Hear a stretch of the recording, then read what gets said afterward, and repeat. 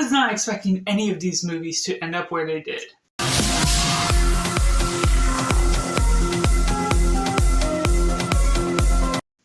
Hey everyone, it's Joshua Faulkner. Welcome to Cinema, where we focus on the film, and today I'm going over my biggest surprises and most disappointed movies of 2022, and I'd love to hear your thoughts down in the comments below. What were you most disappointed with, or biggest surprise? The level of expectation you had to begin with going into the movie, and then coming out of the movie feeling that surprise or disappointment. And so we're going to go into the disappointments first, when giving 6 to each subsection. And coming in at number 6, we have Elvis. Now, this one wasn't particularly bad, but as the scale of biopics go, and a big fan of Elvis myself, this one felt more character-oriented rather than story-oriented, and just didn't end up having the right beats to really compel me to stay attentive to what the length of this film was. And while I did have some good beats and good music, of course, to offer up to who Elvis was, it just didn't hit all the right story notes that compelled me. And coming in number 5, we have Lightyear. Now this one, of course, exciting as it seems, being Andy's favorite movie of all time that got him into what we now see as a Toy Story franchise. And unfortunately, it just really did not deliver. There's even an animated film in 2000 that released that's meant to be the same exact thing, and that's been retconned apparently, and this one takes its place and feels very generic as a sci-fi film.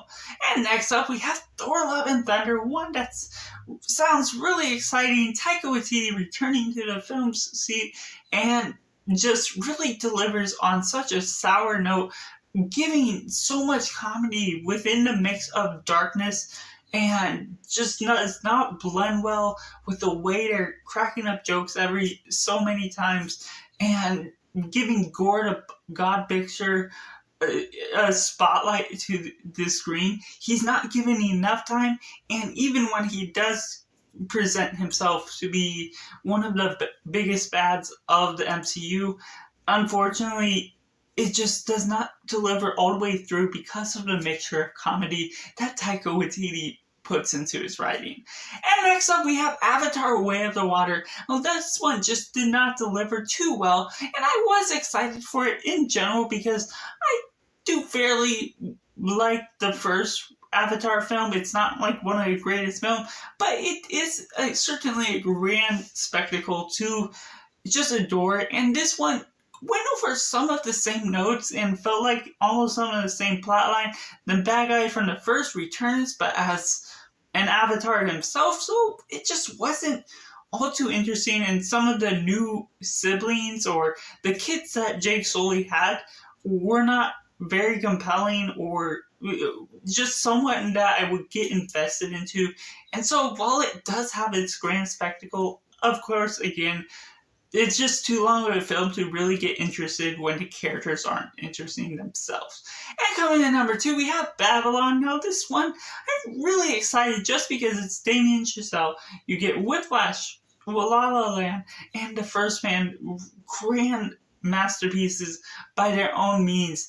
And this one, while it did have its good marks that really resonated with me, especially once you get to the end, figuring out what it's really all about, just on a first time watch at the very least, it was hard to hang on to that long run time once again, and then just not having quite so many interesting story plots or characters.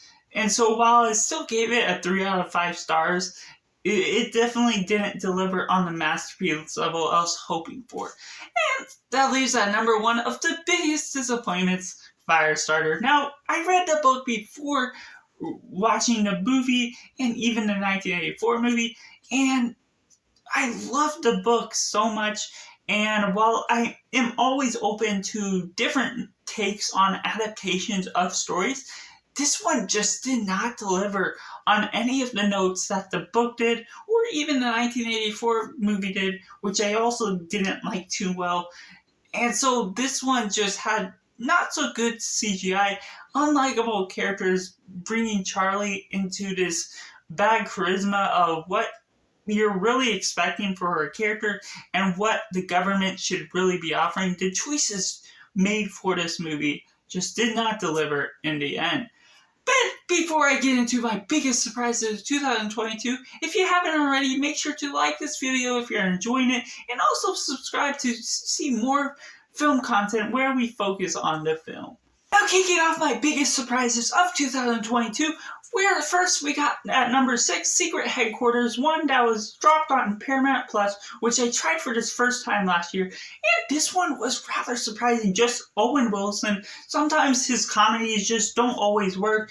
The blend and premise of this film seems like a Spy Kids film that don't always deliver too well, but this one, surprisingly, while it did have some unbelievability, it did have the heart of offering the kids a chance to shine, and also Owen Wilson having a great sense of charisma with the mixture of comedy that surprisingly worked quite well throughout most of the movie, that I was able to latch onto his character, the sci-fi tech, and all that they were going with, that had a blast just watching this film.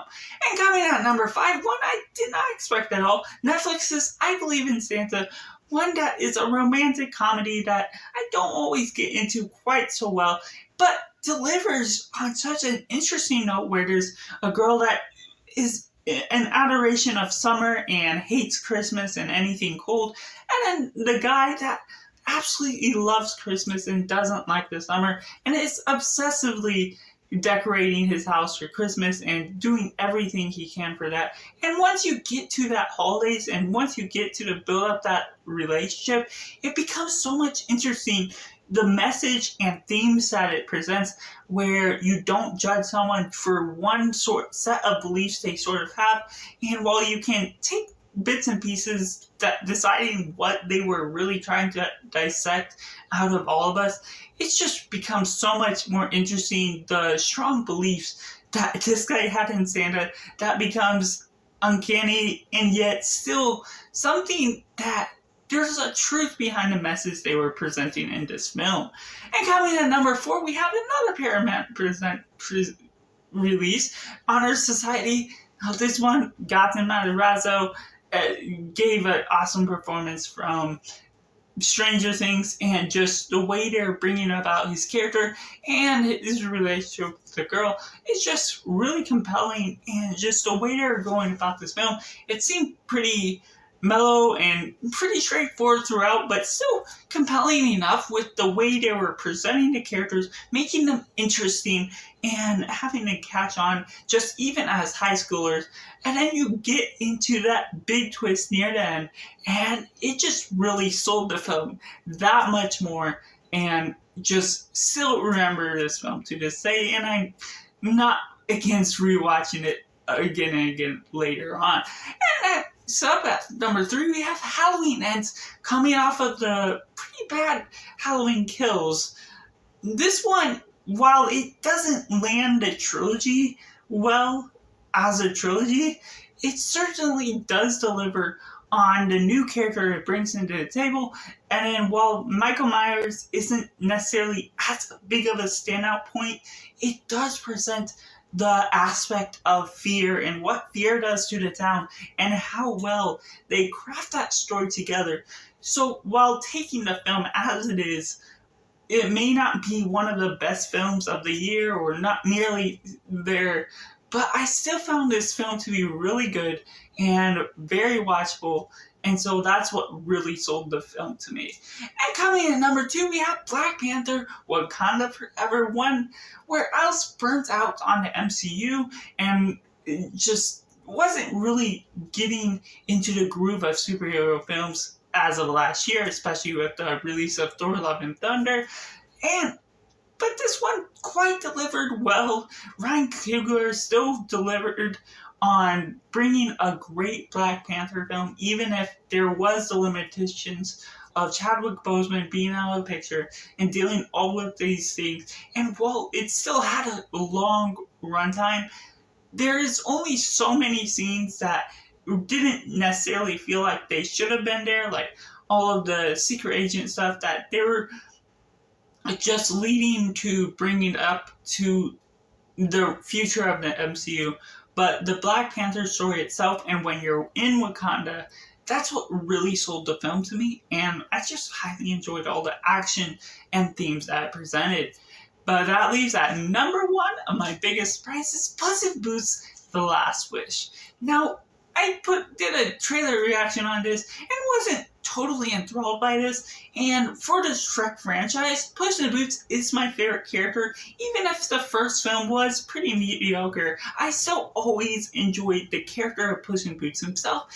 And this one delivered on no different than still bringing out this such interesting style of animation where it's a mixture of plain and also very vibrant. DreamWorks crafting something very interesting, but at the same note, it's a surprise because the humor worked quite well throughout, bringing also different themes that were more mature and darker for what the setting was, and living your best life to what you have.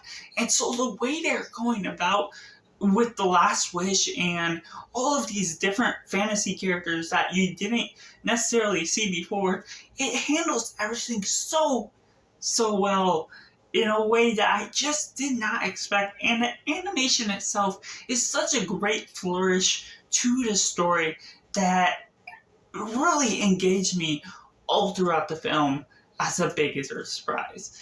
And so that just concludes my biggest surprises and disappointments of 2022. And I'd love to know your suggestions down in the comments below.